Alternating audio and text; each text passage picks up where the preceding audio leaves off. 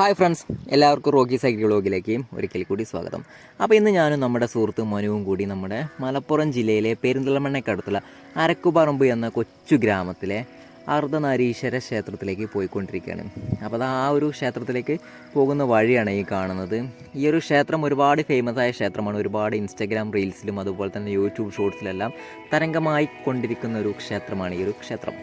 അപ്പോൾ ഈ ക്ഷേത്രത്തിൻ്റെ ഏറ്റവും വലിയ പ്രത്യേകത എന്നത് ഇതിൻ്റെ ശ്രീകോവിലും നമസ്കാര മണ്ഡപവും പ്രദക്ഷിണ വഴിയുമെല്ലാം ജലത്തിനുള്ളിലാണ് എന്നുള്ളതാണ്. അപ്പോൾ അത് ആ ഒരു ക്ഷേത്രത്തിലേക്കുള്ള വഴി കണ്ടില്ലേ, നല്ല കണ്ണിന് കുളിർമയേകുന്ന നല്ല കാഴ്ചകളൊക്കെ ആയിട്ടുള്ള ആ ഒരു ഗ്രാമീണ ഭംഗി ആസ്വദിച്ചുകൊണ്ടാണ് നമ്മൾ ആ ഒരു ക്ഷേത്രത്തിലേക്ക് കയറി ചെല്ലുന്നത്.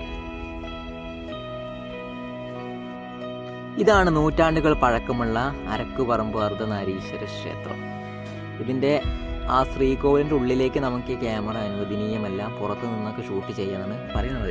അവിടെ ഒരുപാട് ഫ്ലക്സ് ഒക്കെ എഴുതി വെച്ചിട്ടുണ്ട്, ക്യാമറ ഷൂട്ട് ചെയ്തതെന്ന്. അപ്പോൾ എന്തായാലും നമുക്ക് ആദ്യം പുറത്തെ കാഴ്ചകളൊക്കെ ഒന്ന് കണ്ടു നോക്കാം.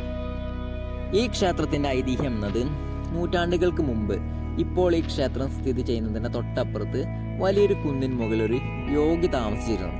അങ്ങനെ ആ യോഗി ആ കുന്നിന് മുകളിൽ തപസ് ചെയ്തുകൊണ്ടിരുന്നപ്പോൾ ഇപ്പോൾ ഈ അമ്പലം സ്ഥിതി ചെയ്യുന്നിടത്ത് ജലത്തിൻ്റെ അടിയിലായിട്ട് ശ്രീ പരമേശ്വര പാർവതിയുടെ സാന്നിധ്യം ഉണ്ടെന്ന് അദ്ദേഹത്തിന് വെളിപാട് കിട്ടി.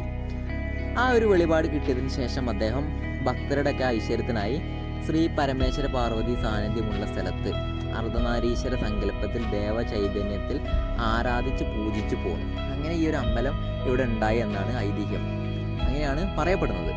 അതുപോലെ തന്നെ അമ്പലത്തിന് ചുറ്റും കാണപ്പെടുന്ന തെങ്ങിൻതോപ്പുകളും നീർച്ചാലുകളും പ്രകൃതി രമണീയമായ അന്തരീക്ഷവും ഇവിടെ എത്തുന്ന ഓരോ ഭക്തർക്കും ഒരിക്കലും മറക്കാൻ കഴിയാത്ത മറ്റൊരനുഭവമാണ് സമ്മാനിക്കുന്നത്.